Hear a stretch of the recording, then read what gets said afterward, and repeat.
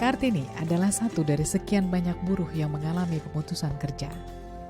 Pandemi COVID-19 memaksa perusahaan konveksi tempat ia bekerja menghentikan kegiatan produksi dan merumahkan karyawan hingga waktu yang tidak ditentukan. Untuk memenuhi kebutuhan sehari-hari, Kartini menggunakan keterampilan menjahitnya dengan membuka jasa jahit di rumah. Setidaknya 7 pakaian dapat ia selesaikan setiap hari dengan ongkos jahit Rp15.000 untuk satu pakaian. Ia mengaku keuangan keluarga harus ikat pinggang, mau tidak mau hidup harus terus berjalan. Ya kita cukup-cukupin karena memang keadaan kalau ngikutin kemauan ya pasti nggak cukup gitu. Ya tadinya bapaknya juga kerja, tapi karena kondisi begini tuh dia dari sebelum COVID ini malah bosnya yang kabur itu. Ya dia karena jadinya gajinya dari bulan Oktober itu nggak dikasih gitu. Radio Komunitas Buruh Marsina FM mengudara untuk menyuarakan kesetaraan terhadap buruh perempuan. Setiap hari dari pukul 16 sore hingga 23 malam, Marsina FM membuka interaktif dengan buruh.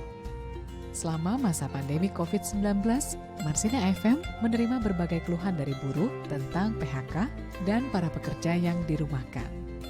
Radio Marsina kemudian berperan aktif untuk membagikan informasi seputar hak-hak buruh, memberi motivasi kepada buruh yang mengalami pemutusan kerja, serta melakukan penggalangan donasi yang nantinya akan disalurkan kepada buruh yang terdampak COVID-19.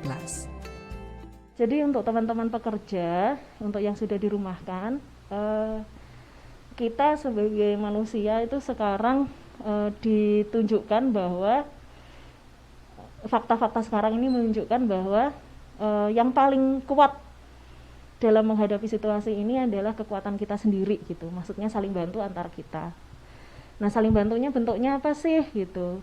Ya kita saling solidaritas satu sama lain, lihat tetangga kita kiri kanan gitu. Apakah ada yang membutuhkan atau tidak gitu? Bagaimana caranya? Melihat angka pekerja yang dirumahkan dan terkena PHK telah mencapai 2.084.593 pekerja. Adnan Hamid, pengamat ketenagakerjaan dan dosen Fakultas Hukum Universitas Pancasila berharap agar perusahaan dapat memenuhi hak para pekerja dengan memberikan upah sesuai masa kerja. Di sisi lain, Adnan Hamid juga mengapresiasi upaya yang dilakukan oleh pemerintah untuk membantu buruh yang terdampak COVID-19 dengan kartu prakerja dan bantuan sosial. Kita tahu bahwa maju mundurnya perusahaan juga tergantung daripada karena ada kontribusi pekerja. Oleh karena itu sudah saatnya menurut saya, sudah saatnya perusahaan pada saat ini untuk berempati. Jadi kalau seandainya 1 bulan, 2 bulan, 3 bulan, mudah-mudahan tidak lebih dari 5 atau 6 bulan perusahaan merumahkan dengan membayar upah, itu bagian daripada tanggung jawabnya. Nah oleh karena itu memang pemerintah harus berada di tengah. Namun dalam kondisi seperti saat ini tidak ada pilihan buat pemerintah, harus ikut bertanggung jawab secara langsung. Artinya bahwa kondisi saat ini pemerintah harus membantu kepada pekerja dengan seperti apa yang tadi dilakukan, membantu pengusaha dengan memberikan insentif kepada perusahaan.